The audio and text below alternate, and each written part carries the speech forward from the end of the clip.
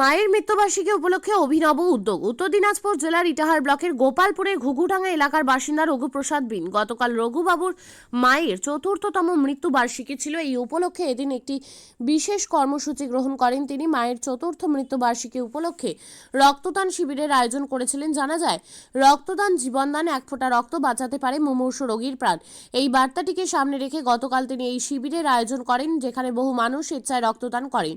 পাশাপাশি এই দিন তিনি অসহায় মানুষদের হাতে তুলে দেন শীতবস্ত্র এবং আহার। রঘুবাবু জানিয়েছেন, বিগত বছরগুলিতে বাড়িতেই এই শিবির করেছিলেন। এবার রাস্তায় ঘুরে ঘুরে অসহায় গরিব দুস্থ মানুষদের হাতে শীতবস্ত্র তুলে দেন তিনি।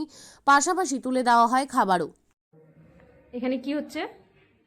আজ আমার চতুর্থতম মৃত্যুবার্ষিকী। তার উপলক্ষে আমরা ব্লাড ক্যাম্প করছি। আর রাত্রে বস্ত্র বিতরণ, ভালো করে মানুষের আহার পরিবেশন করবো। এটা কি আপনি আগেও করেছেন? এরকম প্রত্যেক বছর করি। বাড়িতে করতাম, এবার ফার্স্ট টাইম রায়গঞ্জলা ব্যাংকে ডোনেট করছি।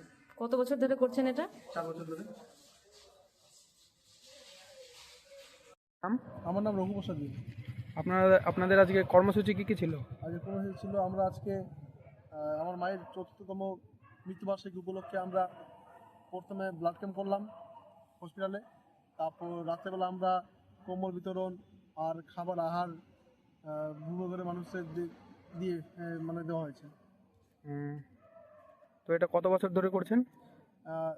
এর আগে 3 বছর আমার বাড়িতে করেছিলাম। বাড়িতে বস্ত্র বিতরণ ছিল আর খাওয়া দাওয়ার আয়োজন করা ছিল, আর ব্লাড ক্যাম্প হতো প্রত্যেক বছর বাড়িতে। এবার ভাবলাম এবার অন্য কিছু করি, তাই আমরা এবার বাইরে করলাম। ঠিক আছে।